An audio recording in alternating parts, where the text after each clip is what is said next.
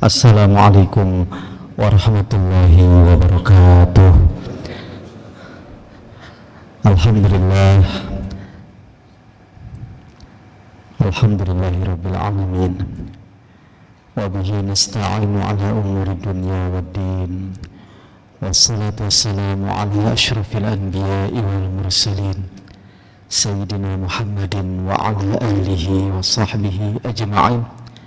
Subhanaka la ilma lana illa ma 'allamtana innaka antal alimul hakim. Rabbi shrah li sadri wa yassir li amri wahlul 'uqdatam min lisani yafqahu qawli, amma ba'du. Ma'asyiral muslimin, jamaah Masjid Raya Puri Teluk Jambe yang dirahmati Allah, para sesepuh, para asatidz, para alim ulama, para tokoh masyarakat yang kami muliakan. Alhamdulillah, berjumpa kembali pada pagi hari di hari Ahad ini, tepatnya di awal bulan Zulhijjah, di bulan yang barokah ini. Hendaknya kita mengenali beberapa poin penting yang sayang sekali jika luput dari amaliyah kita. Hadirin jamaah rahimakumullah, di bulan Dzulhijjah ini bulan haji, ya bagi yang berhaji maupun bagi yang tidak berhaji, maka barokahnya itu tetap mengalir. Barokah bulan haji ini tetap menyeluruh bagi semua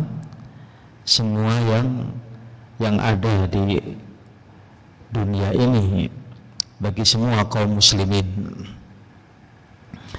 Apa saja yang kita mesti banyak lakukan di bulan Dzulhijjah?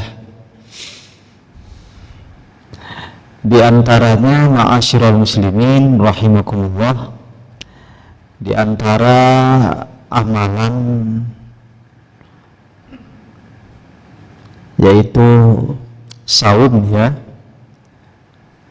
Saum baik dari awal bulan Dzulhijjah, dari tanggal 1, tanggal 9 sampai tanggal 9, maupun di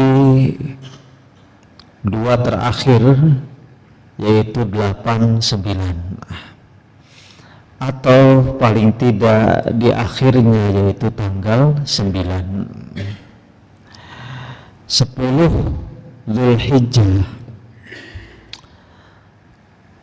Syukron jazilan, Pak. 10 Dzulhijjah ini yang disebutkan di surah Al-Fajr. Qala ta'ala, a'udzu billahi minasyaitonir rajim. Bismillahirrahmanirrahim. Wal fajr wa layalin 'ashr. Wa layalin 'ashr. Wasyaf'i wal witr wal laili idza yasr. Hal fi dzalika qasamul lidzi hijr. Malam-malam 10. Ulama berpendapat itu 10 hari pertama bulan Dzulhijjah. Malam-malamnya hendaklah pergunakan untuk kebaikan. Malam-malamnya juga siangnya digunakan untuk melakukan ketaatan.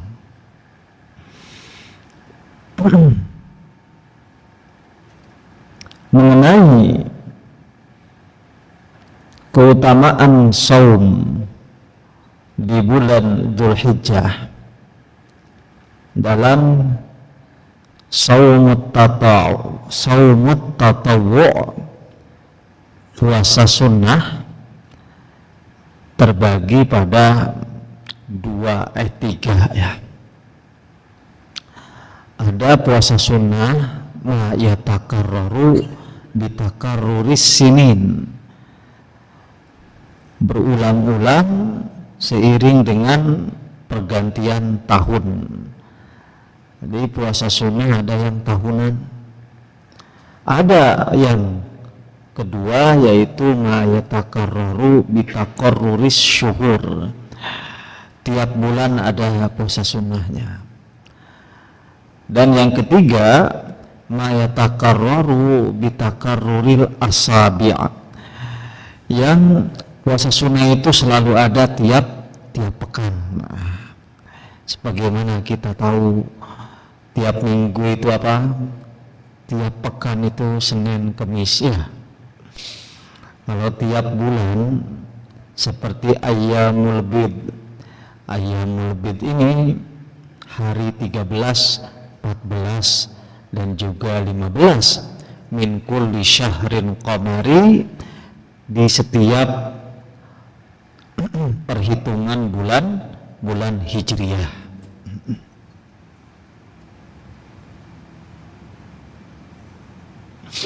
Begitu pula disunahkan al-ayyamus sud aw layalil ayyamis sud wa hiya thamin wal 20 wa taliyah.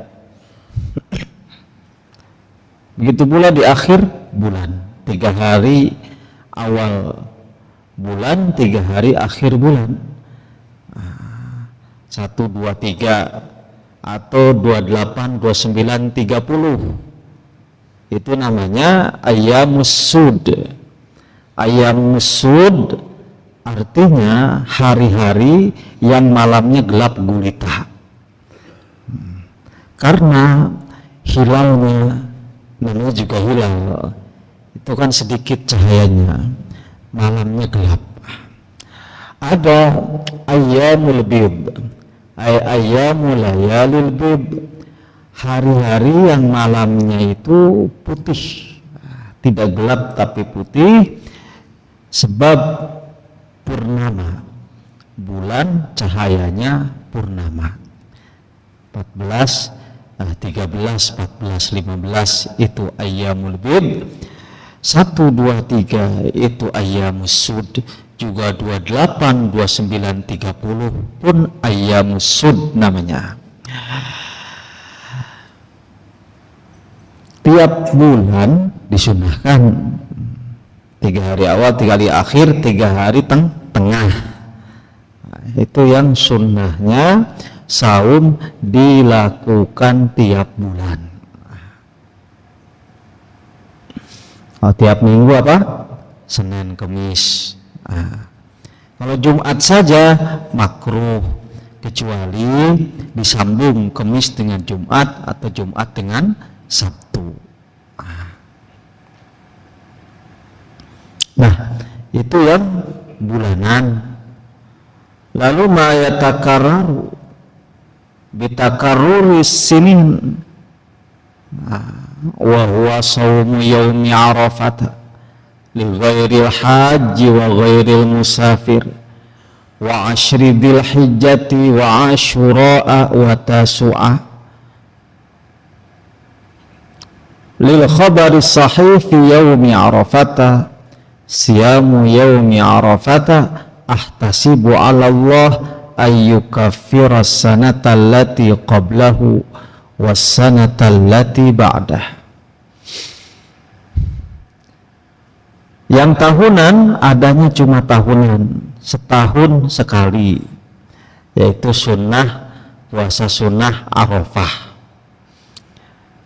Sunnahnya saum Arafah ini bagi yang tidak sedang berhaji, ya kita ini.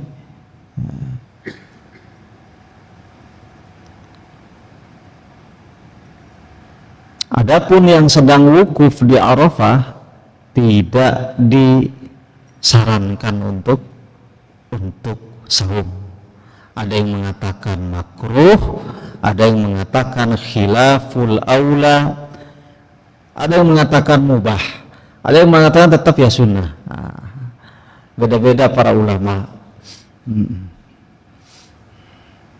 Alasannya kenapa makruh? Karena dikhawatirkan lemes, nanti tidak kuat untuk berzikir, berdoa dan sebagainya. Jangan sampai ketika wukuf itu ya tidur terus. Dan juga hadis dari Ummul Fadl yang muttafaqun alaih, ketika Nabi Shallallahu Alaihi Wasallam wukuf, kemudian Ummul Fadl mengirim segelas susu. Kan tebak-tebakan sahabat, Nabi saum gak ya? Menurut sebagian saum, karena biasanya juga saum. Menurut sebagian kayaknya enggak deh, enggak saum. Semuanya ragu. Kemudian Ummul Fadl arsalat ilaihi biqadahi labanin, mengirim segelas susu ya. Nabi itu kenapa dikirim segelas susu? Karena favoritnya senang sekali minum susu ya. Jika beliau minum yang lain, beliau berdoa, Allahumma barik li fih wa at'imni khairam minhu. Kalau minum air putih nih, minum air apa ya, selain air putih ya, Orson belum ada dulu. Air perasan kurma umpama, itu doanya beliau, Allahumma barik li fi, ya Allah semoga engkau memberkahi di minuman ini atau makanan ini, wa at'imni khairam minhu, dan semoga engkau memberi aku nutrisi yang lebih baik darinya. Itu ya, tetap meminta nutrisi makanan maupun minuman yang lebih baik darinya, yang lebih baik dari air putih, yang lebih baik dari yang lainnya. Tapi kalau minum susu doanya beda.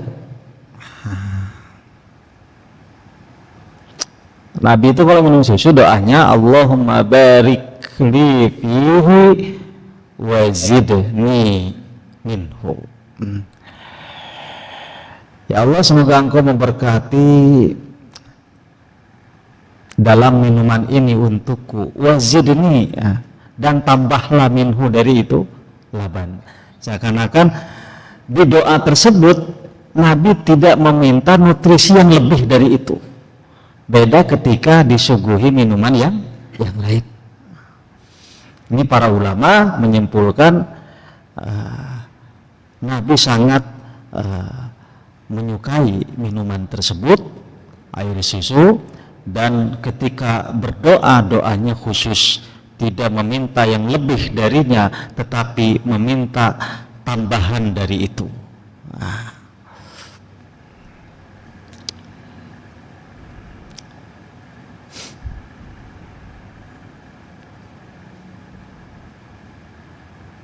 Allahumma apa?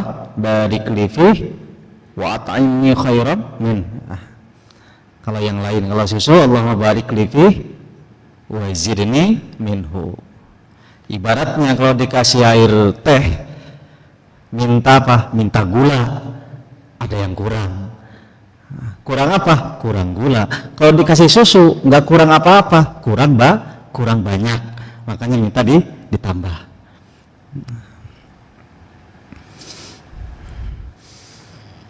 Nah, Nabi meminum susu itu.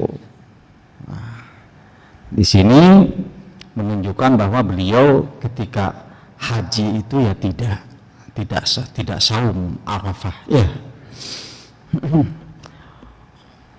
Jadi sunnahnya bagi yang tidak haji dan tidak musafir.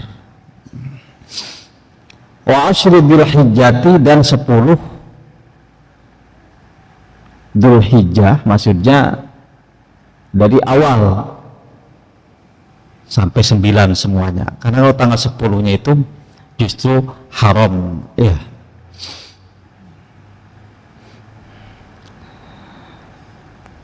Wa Asyura, dan saum Asyura, wa Tasu'a, dan saum Tasu'a. Wa saumu wa huwa afdalul ayyamin li khabari muslimin aidan. Arafah itu termasuk hari-hari yang terbaik.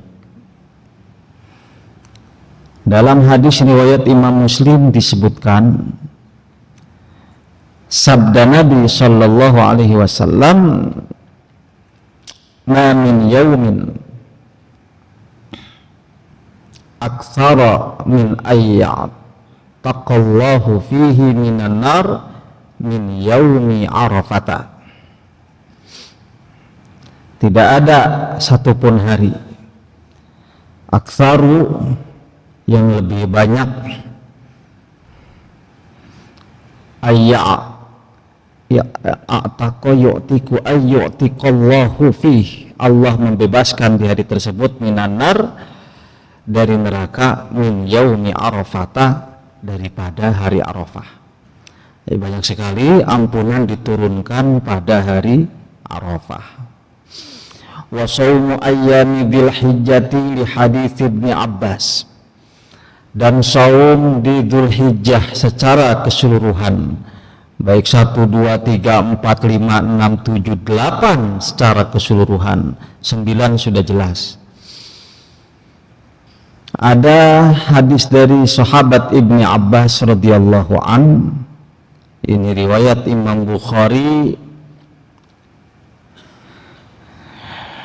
ma min ayyamin, tidak ada hari-hari al-amalus salihu fiha, amal solih di hari tersebut, ahabbu ilallahi azza wa jalla, lebih dicintai di sisi Allah azza wa jalla, min hadhil ayyam, dari hari-hari ini, yaitu 10 Dzulhijjah.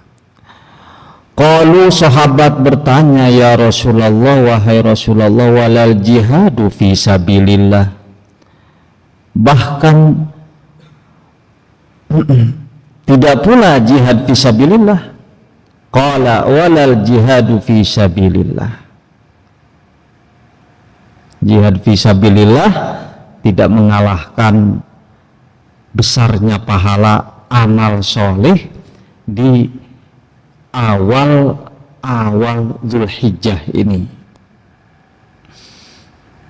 Illa rajulun kharaja binafsihi wa malihi thumma lam yarji' min dzalika bisyai'in, kecuali memang orang yang keluar pergi dengan membawa dirinya dan hartanya, kemudian pulang tidak menyisakan sedikit pun, kecuali orang yang jor-joran.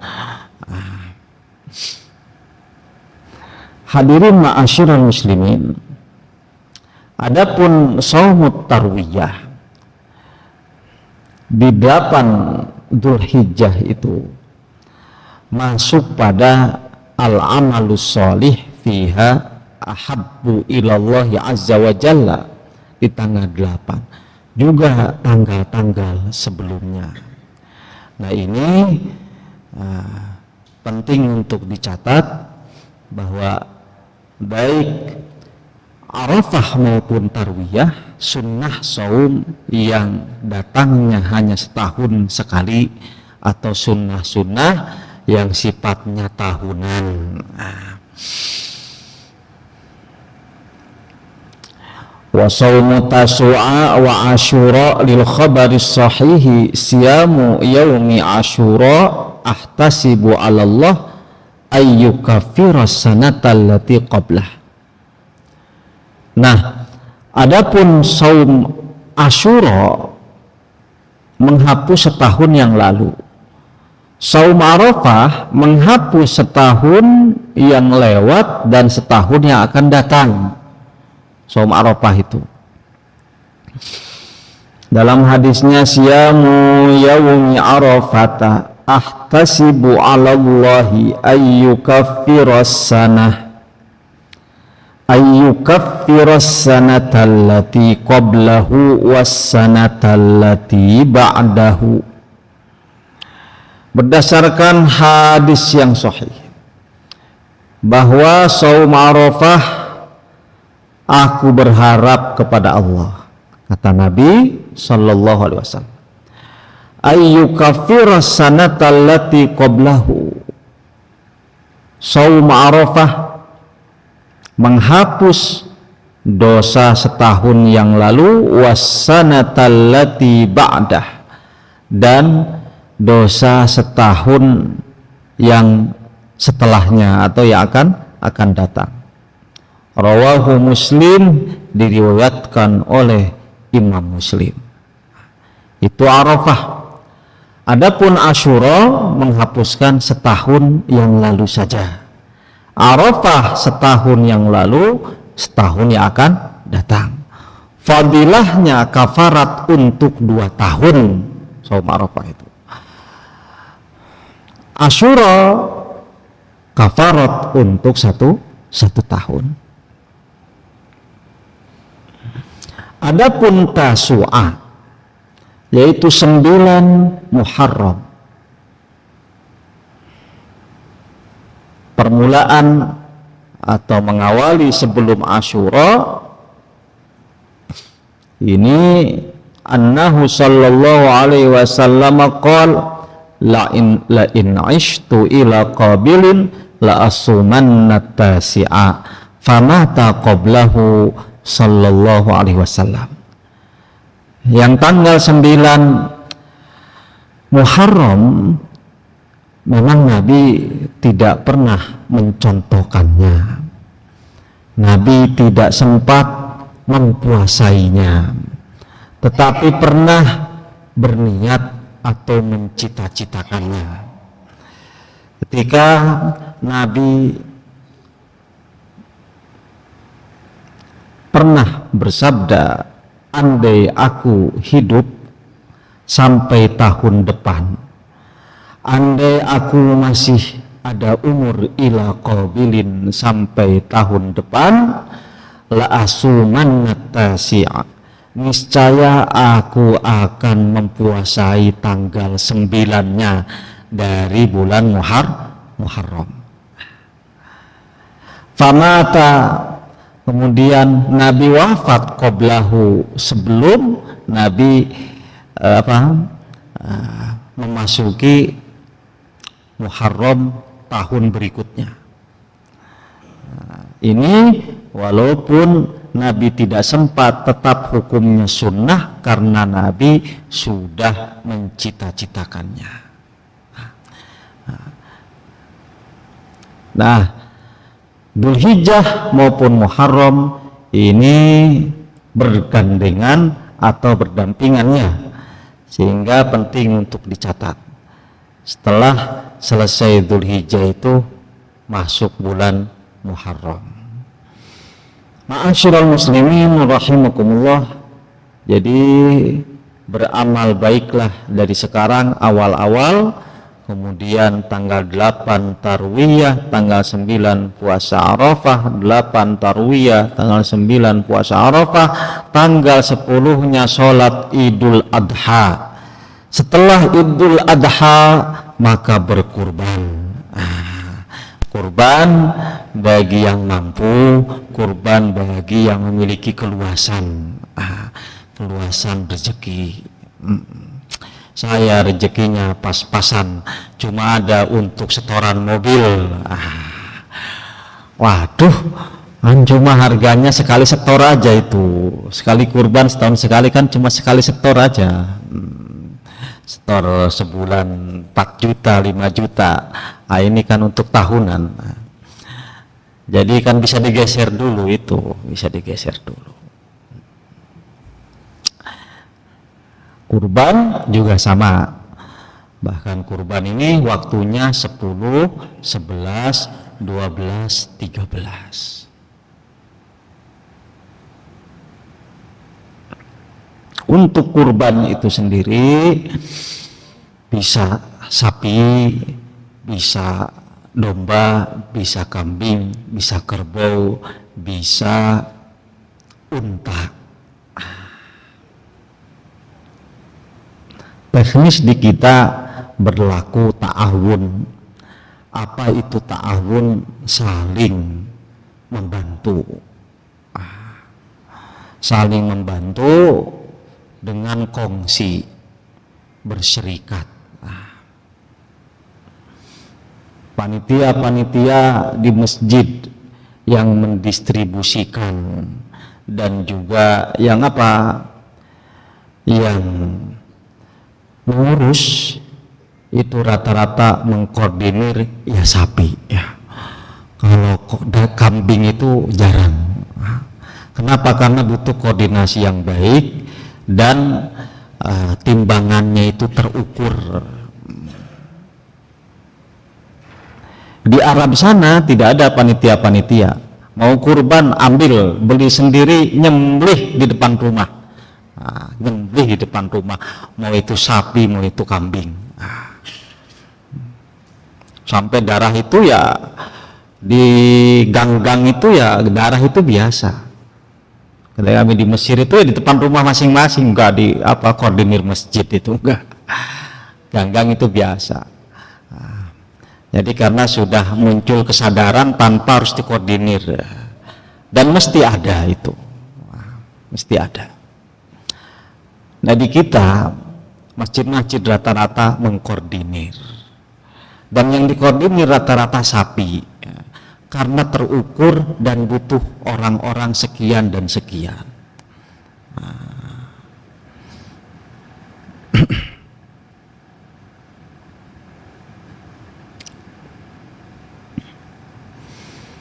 Ma'asyiral muslimin rahimakumullah, saya kira pembuka dari saya untuk amaliyah di bulan Dzulhijjah ini dicukupkan sekian. Jika ada yang ditanyakan dipersilakan, bisa ada, masih ada waktu 5 menit atau bisa lebih. Bisa lebih, kalau bisa 5 menit 5 menit, kalau lebih ya nggak apa-apa. Alhamdulillah, demikianlah apa yang sampaikan ilmu kepada kita, mudah-mudahan menambah pengetahuan kita, ya, menambah semangat kita untuk sama-sama kita melaksanakan amal saleh ini, yaitu saum, tarwiyah, Arafah, ataupun Tasu'a, ataupun Asyura. Ya, mudah-mudahan kita diberikan taufik dari Allah Subhanahu wa taala sehingga kita berkemampuan untuk melaksanakan amalan-amalan sunnah ini. Jangan lupakanlah, mungkin dari pemaparan tadi ada yang perlu ditanyakan, mau ditanyakan oleh jamaah, baik bapak, amin ibu, maka silakan. Jadi saya mengawali.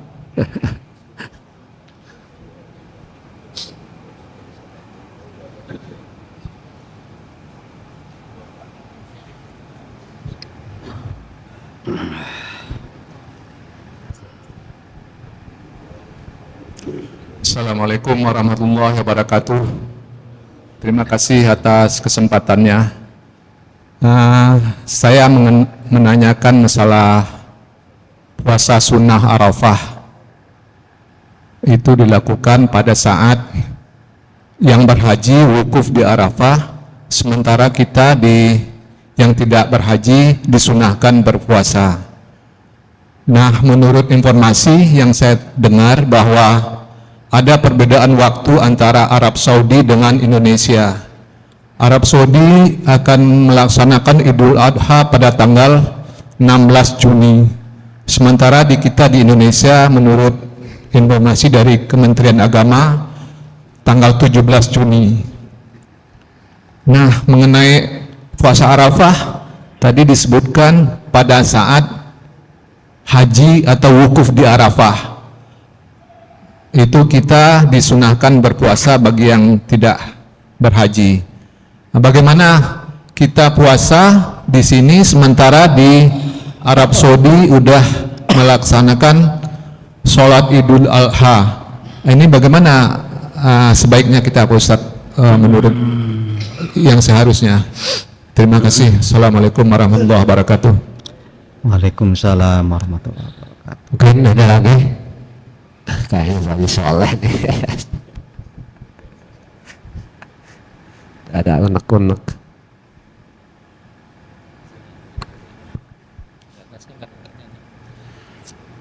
Bismillahirrahmanirrahim. Assalamualaikum warahmatullahi wabarakatuh.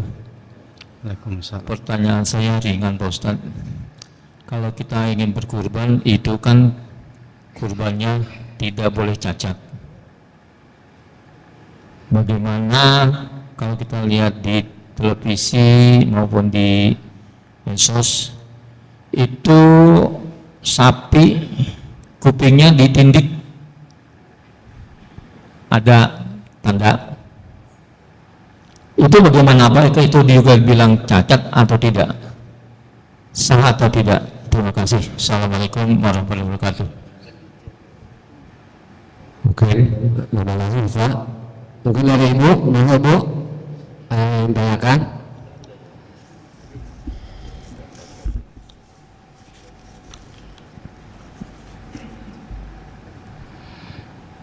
Assalamualaikum warahmatullahi wabarakatuh.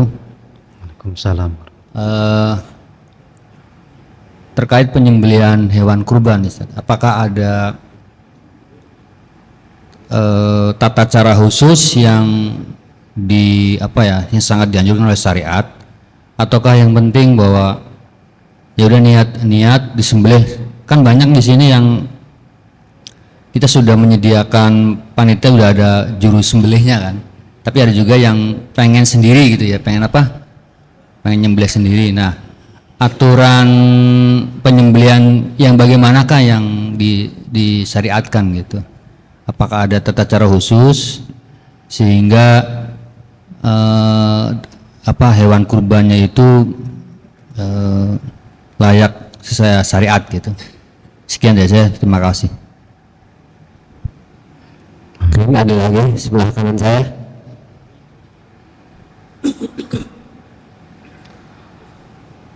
Pak Supri.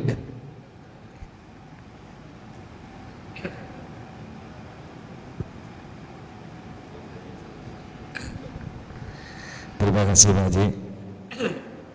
Izin bertanya Pak Ustadz terkait korban. Tidak semua saudara-saudara kita itu mampu Pak. Apakah kita diperbolehkan korban tapi niatnya pahalanya untuk saudara kita atau untuk orang tua yang sudah tidak ada gitu Pak? Terima kasih Pak. Bismillahirrahmanirrahim. Assalamualaikum warahmatullahi wabarakatuh. Waalaikumsalam. Izin bertanya Pak Ustadz, sebelumnya semoga Pak Ustadz dalam keadaan sehat walafiat dan juga jamaah sekalian. Mungkin mohon dapat dijelaskan kembali Pak Ustadz, apa tuntunan atau aktivitas amalan ibadah apa yang setiap harinya harus dilakukan selama awal-awal bulan Zulhijjah ini, gitu. Selain yang tadi dijelaskan mengenai saum-saum yang ada di Tarwiyah dan Arafah. Demikian, terima kasih. Wassalamualaikum warahmatullahi wabarakatuh. Waalaikumsalam. Dari Ibu ada yang tanyakan? Bu, ada lagi Pak?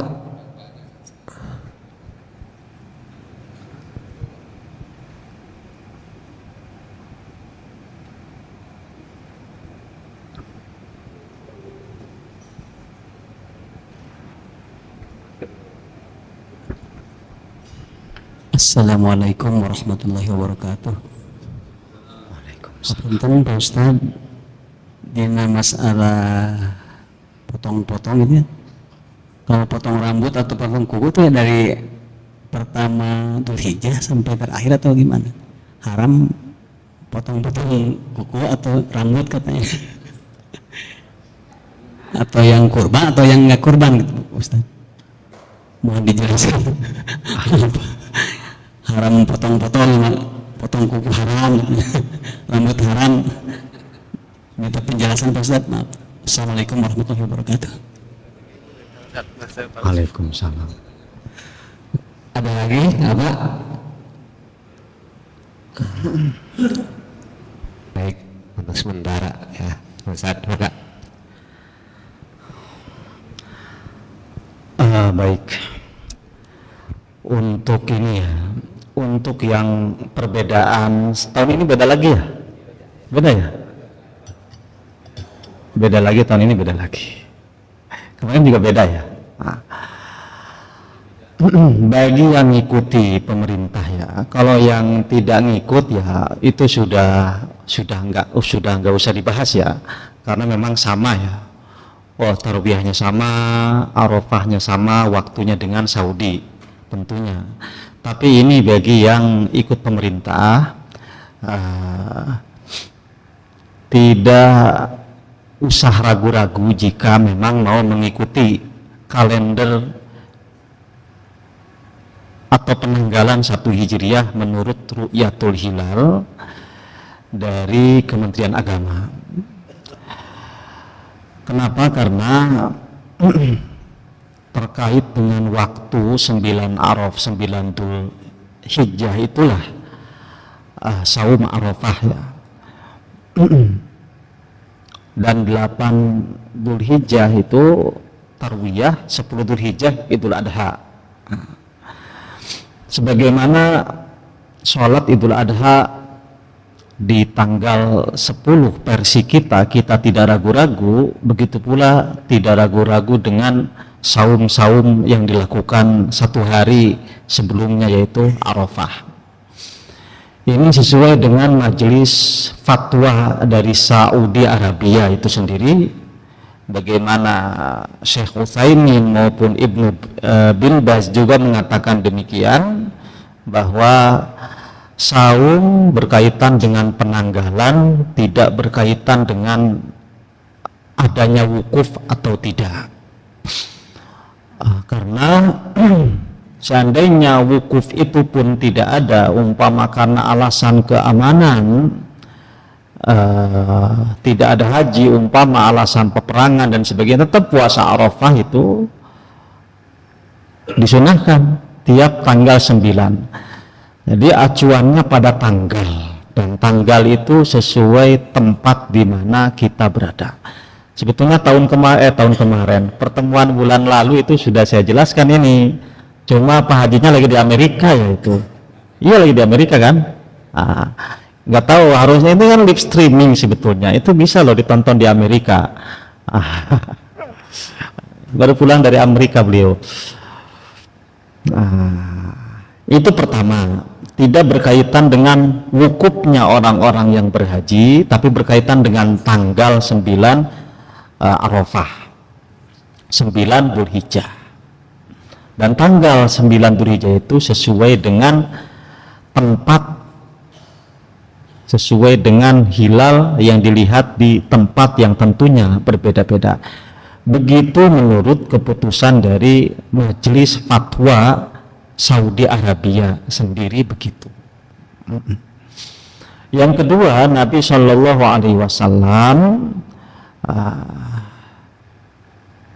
saum Arafah sudah beliau biasa lakukan sebelum beliau berhaji, sebelum kaum muslimin wukuf gitu. Nabi kan, kenapa Nabi diragukan apakah Nabi saum atau tidak ketika Nabi berhaji, berwukuf? Karena para sahabat baru kali itu melihat Nabi Shallallahu Alaihi Wasallam wukuf, karena Nabi hajinya sekali saja dalam seumur hidup. Ya, haji pertama kali sekaligus haji wada tanggal tahun 10 Hijriah. Sedangkan saum Arafahnya Nabi tiap tanggal 9 Dzulhijjah sudah dilakukan sebelum itu. Sebelum kaum muslimin berhaji tiap tanggal, sebelum kaum muslimin, bahkan sebelum Nabi dan sahabat seperti itu berwukuf di Arafah, Nabi sudah saum Arafah. Intinya untuk saum itu ikut pada sesuai waktu, bukan pada aktivitas di tempat Arafah itu. Ya, tidak usah khawatir maupun ragu-ragu ya, kita tanggal 9-nya di kita ya memang hari ini, walaupun di sana sudah Idul Adha ya saum. Bisa dilihat kembali ulasan fatwa dari ulama Saudi Arabia, ya seperti itu. Itu yang sohibul bednya seperti itu. Ketika dari Pakistan, Afghanistan bertanya, ya jawabannya seperti itu. Dengan dalil-dalil yang seperti tadi dikemukakan. Itu ya. Kalau mau ikut pemerintah ya seperti itu. Mayoritas. Kemudian yang sapi ditindik. Sapi ditindiknya segede apa, Pak? Sampai bolongnya segede apa itu kupingnya?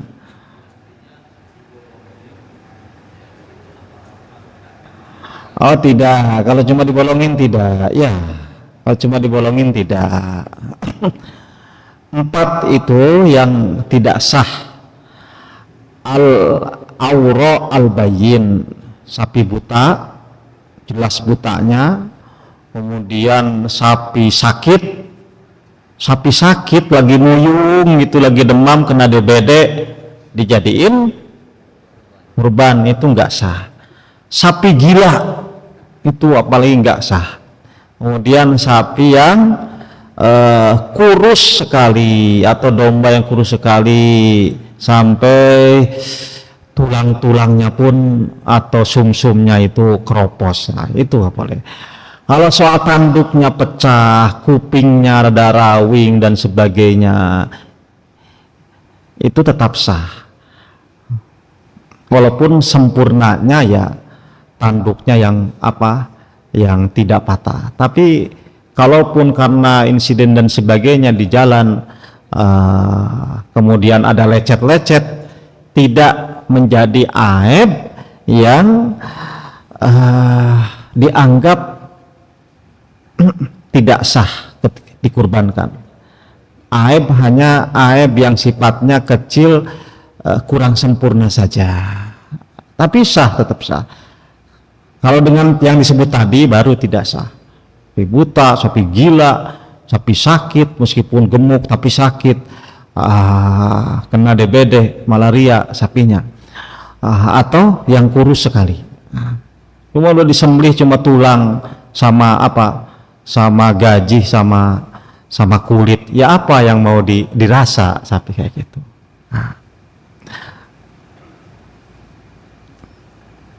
Dalam hal ini perlu ditinjau ulang afdoliyah, perlu ditinjau ulang. Ketika di kitab-kitab klasik disebutkan dengan domba itu afdol, domba satu ketimbang berserikat dengan yang lain, memang betul ada di kitab-kitab. Tapi kenyataan di lapangan itu berbeda. Sapi itu hitungannya jelas. 7 domba dengan 1 sapi masih banyakan dari daging untuk dibagikan ke fuqara masakin 1 sapi ketimbang 8 atau 7 kambing. Kecuali memang orang yang bawa kambing sendiri-sendiri itu gede-gede, etawa gitu, kadang semaunya bawanya. Ada kejadian domba bunting dibawa, kelihatan gemuk, ternyata dalamnya janin, cuma berapa kilo, ada yang kurus dibawa, gimana lagi, ada bahkan gelap, tiba-tiba dicangcang di situ, domba siapa, orangnya nggak ada, atas nama siapa. Jadi perlu ditinjau ulang betul di dalam kitab itu 1 kambing afdol daripada berserikat 7 dengan sapi, tetapi dengan catatan dombanya yang bagaimana. Ketika banyak kekurangan-kekurangan yang poinnya adalah daging yang banyak, jika ditimbang-timbang 7 orang itu kalau pakai sapi dengan 7 orang masing-masing kambing, hasil dagingnya lebih banyak dan lebih banyak manfaatnya. Berarti untuk konteks sekarang ini ya sapi itu afdol. Kalau mau ideal secara kitab klasik ya dombanya yang besar, yang benar gitu. Itu tambahan saja. Nah, kembali kenapa ulama bilang yang ininya pincang segala macam, yang apa kurang-kuranginnya disebut makruh, karena mengurangi nilai dagingnya itu, mengurangi nilai dagingnya itu. Sehingga yang afdol itu yang sekiranya hasilnya dagingnya tersebut tentunya lebih banyak, sehingga bisa dirasakan atau dibagikan lebih banyak lagi. Ah, itu ya, intinya untuk yang tindikan boleh lah, yang tindikan boleh. Kemudian pertanyaan yang ketiga mengenai memotong hewan kurban. Apakah boleh asal bismillah disembelih? Boleh. Boleh sih, boleh, tapi enggak afdol gitu. Afdolnya kan kita menerapkan sesuatu dengan adab. Kalau hanya mengejar sah, ya kita sholat pakai celana training, kemudian pakai anduk ke sini asal nutup pusar, ya sah aja gitu kan. Pakai baju apa? Celananya itu celana asal nutup lutut, celana basket itu, kemudian pakai kaos oblong, itu ya sah. Karena aurat laki-laki dari dengkul sampai pusar. Tapi kan kurang etis. Nah, jadi kalau hanya untuk ngejar sah, ya tinggal sembelih sah oleh sendiri. Apa adab-adabnya? Yang kita bahas adab-adabnya. Yang pertama, si hewan itu dihadapkan kiblat. Nah, kemudian kalau memang untuk sendiri, ya diikrarkan. Kalau ini hanya sebagai penyembelih mewakili, maka juga diikrarkan bahwa ini mewakili si fulan. Yang kedua, yang ketiga, baca bismillah, Allahu Akbar. Tidak hanya bismillah tapi ada Allahu Akbar. Pisaunya atau goloknya yang tajam. Darahnya juga dibersihkan. Jangan sampai umpama diperlihatkan kepada hewan lainnya. Intinya birrifqi lah, ada apa? Ada adab-adabannya. Sunnahnya yang kurban itu melihat walaupun ia tidak menyembelih.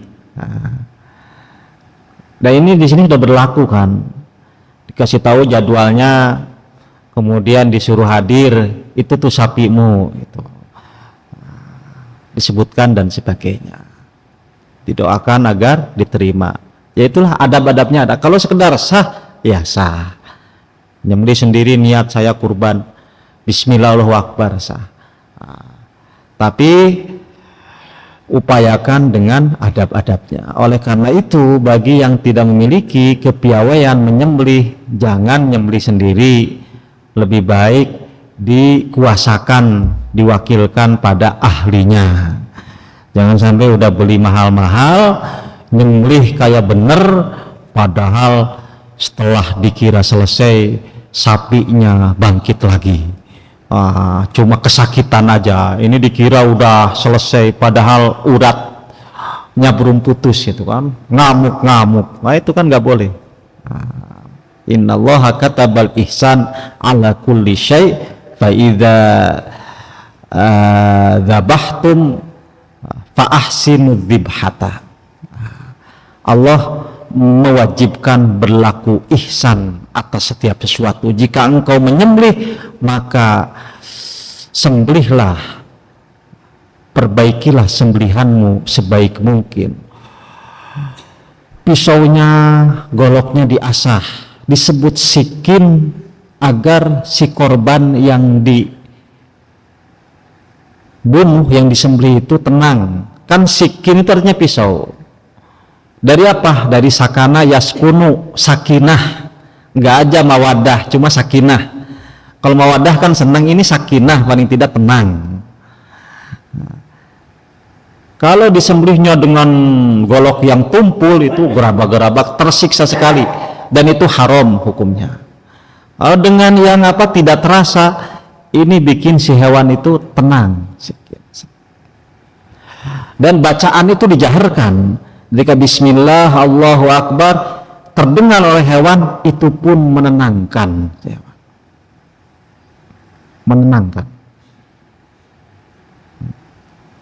Yang ngamuk-ngamuk itu sapi bacain insya Allah. Ini nih tukang menenangkan ini. Beberapa orang yang dimakamkan dimasukin ke liang lahat sama Pak Haji Saip ini nggak ada yang ngamuk, gak ada yang protes. Sambil didoain tenang masuknya. Yang disembelih, yang mau dikubur sama Pak Haji Saip ini tenang insya Allah. Intinya doa pun itu juga menenangkan. Itu ya. Adab-adabnya ada. Kemudian Pak Supri mengenai bolehkah berkurban atas orang lain maupun pahalanya untuk orang tuanya yang sudah meninggal lah, maupun untuk saudaranya yang lain gitu. Ini ulama ikhtilaf kalau soal itu. Kalau Syafi'iyah saja, madhab Syafi'i umumnya tidak boleh kita asal tulis punggung, tidak boleh. Syafi'iyah itu harus ada konfirmasi. Misalkan kakak kita lagi di tempat lain, kita konfirmasi, ini kurban saya sapi sama kakak ya. Oh iya. Jadi nggak asal-asalan main tulis punggung, yang bersangkutannya tidak tahu. Itu dalam Syafi'iyah. Kemudian jika mayit, maka boleh jika memang dulu semasa hidupnya mewasiatkan atau menyuruhnya. Jadi ada konfirmasi. Itu Syafi'iyah. Akan tetapi jumhur di luar itu, para ulama termasuk mayoritas, itu membolehkan. Salah satunya pendapatnya Imam Ahmad bin Hambal, itu semua ibadah, dan itu juga diikuti oleh sebagian Syafi'iyah. Jadi ulama Syafi'iyah dengan pendapatnya yang tadi tidak sepakat semuanya. Sebagian ada yang cenderung ke pendapatnya Imam Ahmad bin Hambal soal itu. Dalilnya apa? Dalilnya ketika Nabi Shallallahu Alaihi Wasallam akan menyembelih itu, ia mendedikasikan untuk dirinya, keluarganya, dan mukminin mukminat. Kita tahu bahwa mukmin, muslim, muslimat itu baik untuk yang sudah wafat maupun yang lagi ada. Nabi tidak merincinya. Apakah untuk muslim yang ada atau sudah tidak ada? Tidak, umum saja Nabi menyebut ahya'an wa amwatan. Nah itu salah satu dalilnya. Intinya karena jumhur membolehkan, jika ada sebagai panitia ada yang daftar seperti itu, ya tidak usah kita berdebat. Tidak usah. Asalkan ada pendapat yang membolehkan, ya kita persilahkan saja. Kenapa? Berarti ini ngambil pendapatnya Imam Ahmad. Yang kita larang itu kalau memang tidak ada satupun ulama yang membolehkan. Ya, kalau ada saja ulama yang membolehkan, ya kita persilahkan. Kalau ada ulama yang membolehkan, seperti untuk yang sudah mayit, udah wafat, tandanya itu tidak bertentangan dengan syarak, bukan hal yang munkar. Ada sebagian ulama yang memakruhkan, tidak haram tapi makruh. Alasannya apa? Alasannya karena praktek seperti itu cenderung pada tafakhur. Apa itu tafakhur? Berbangga-bangga terhadap leluhur. Karena orang jahiliyah saat itu senangnya demikian, ngagung-ngagungin leluhurnya. Ketika haji pun demikian, makanya di surah Al-Baqarah tentang haji itu Allah mengingatkan fa idza qadaitum manasikakum fadhkurullaha kadzikrikum abaakum au asyadda dzikra. Apabila kalian sudah melaksanakan manasik, maka ingatlah Allah sebagaimana kalian dulu suka mengingat-ingat bapak-bapakmu. Jadi dulu itu jahiliyah, pada zaman jahiliyah ketika wukuf di Arafah, ketika apa yang disebut-sebut manakib babeh sama engkong-engkongnya. Wah, itu yang diagung-agungkan. Pra-Islam seperti itu, masa jahiliyah. Diluruskanlah apabila engkau sedang berhaji, wukuf di Arafah, kemudian di Muzdalifah, maka banyak-banyaklah menyebut Allah Ta'ala, fadhkurullah, sebagaimana dulu kamu suka menyebut-nyebut abaakum, nenek moyangmu, au asyadda dzikra, atau harusnya lebih banyak, lebih kuat mengingat Allah ketimbang mengingat nenek moyangmu itu, menyebut-nyebutnya. Jadi banyak la ilaha illallah wahdahu la syarikalah, lahul mulku wa lahul hamdu, yuhyi wa yumiitu wa huwa hayyun la yamut wa huwa ala kulli syai'in qadir, seperti itu.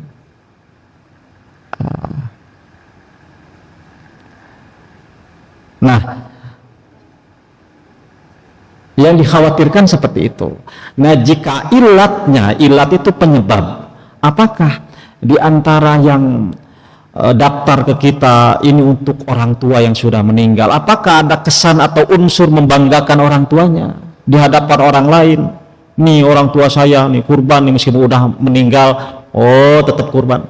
Saya kira nggak ada, konteksnya tidak seperti zaman jahiliyah gitu, sehingga tidak ada celah untuk dimakruhkan. Yang ada kadang si anak itu ingat dulu ketika bapaknya itu pengen gak punya duit gitu kan.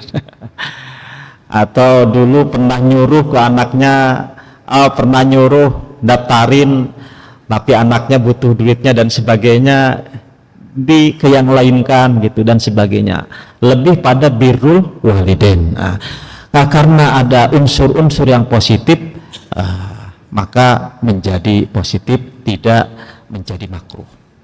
Itu ya untuk yang meninggal, intinya boleh lah. Kemudian dari Pak Haji Rudi mengenai aktivitas apa saja A sampai Z gitu ya, banyak ya selain saum Pak. Ya seperti yang biasa dilakukan ya, seperti yang biasa dilakukan dari mulai sholat berjamaah, apa yang sudah dilakukan itu dipertahankan ya, yang positif-positif dipertahankan. Ini kenapa yang dibahas tadi saum Arafah Tarwiyah, karena memang momennya hanya di bulan ini, tidak ada di bulan-bulan yang lain. Adapun kebiasaan kita tadarus, kemudian thalabul ilmi, dan juga sedekah, kemudian apalagi,